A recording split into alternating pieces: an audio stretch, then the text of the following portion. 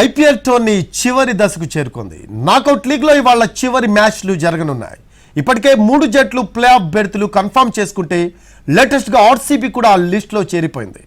నరాలు తెగే రేంజ్ జరిగిన మ్యాచ్లో చెన్నై సూపర్ కింగ్స్ను ఇంటికి పంపించిన బెంగళూరు ప్లే ఆఫ్స్లోకి రాయల్గా ఎంట్రీ ఇచ్చింది.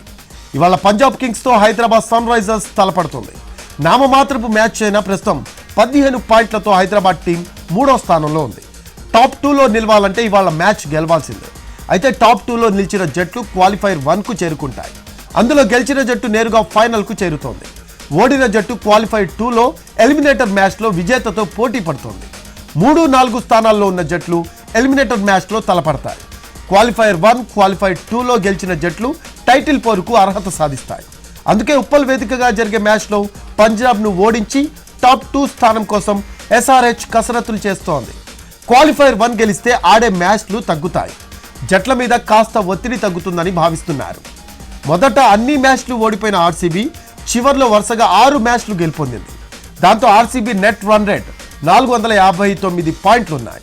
మరోవైపు రాజస్థాన్ రాయల్స్ వరుస ఓటములు హైదరాబాద్ జట్టుకు కలిసొచ్చేలా ఉన్నాయి.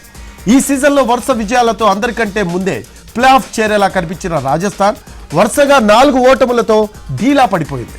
అయితే ఆ జట్టుకు 273 పాయింట్లు మాత్రమే ఉండడంతో టాప్ 2లో నిలవడం కష్టంగా మారింది.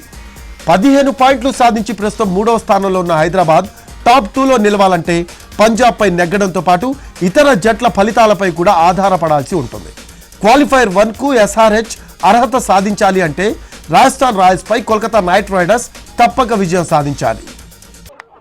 ఉప్పల్ స్టేడియం వద్ద సందడి వాతావరణం నెలకొంది. ఈ సీజన్లో హైదరాబాద్ వేదికగా లాస్ట్ ఐపీఎల్ మ్యాచ్ జరగబోతోంది. ఇప్పటికే సన్ రైజర్స్ హైదరాబాద్ ప్లే ఆఫ్కు కూడా చేరిపోయింది. ఈ రోజు కూడా పంజాబ్ పైన మ్యాచ్ విన్ అయితే సెకండ్ ప్లేస్కు చేరుకుంటుంది. సో ప్రస్తుతం ఫ్యాన్స్ సందడి చూడవచ్చు.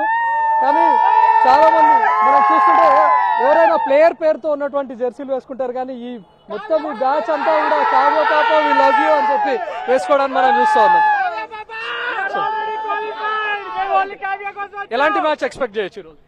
10 ఓవర్స్ అవగొడితే మీకు ఏమైనా ప్రాబ్లమా?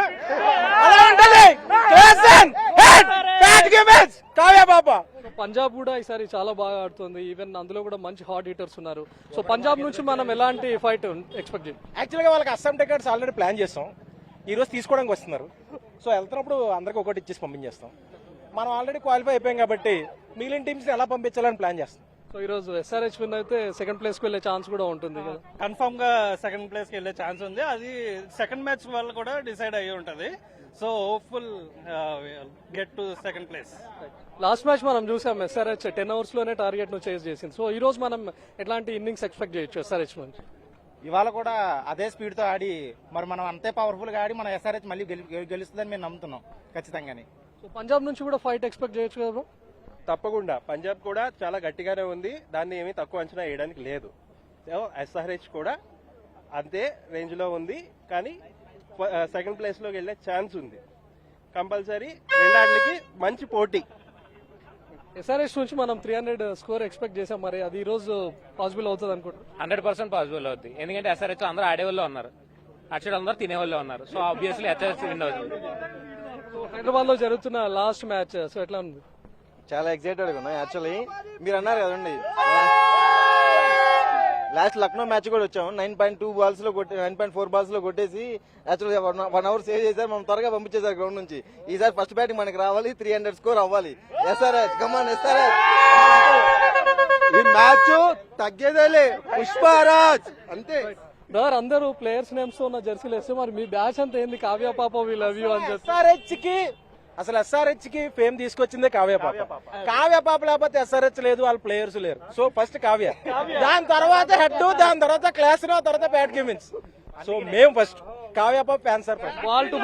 Ball to ball, sixer to sixer, 4 to 4 ప్రతిదీ కావ్య పాప గ్రౌండ్ లో ఎంజాయ్ చేస్తుంటుంది. తన ఎక్స్ప్రెషన్స్ చూసి మీరు కూడా ఎట్లా ఫీల్ అవుతుంటారు? కావ్య పాపని ఎంకరేజ్ చేయడానికి వచ్చాం మేము. ఈ రోజు పంజాబ్ పై విన్ అయితే సెకండ్ ప్లేస్ కి వెళ్లే అవకాశం కూడా ఉంటుంది. ఇది ఉప్పల్ స్టేడియం వద్ద పరిస్థితి. కెమెరామ్యాన్ ఎలియోస్ ప్రసాద్ తో రవికుమార్, ఎన్టీవీ, ఉప్పల్ నుంచి.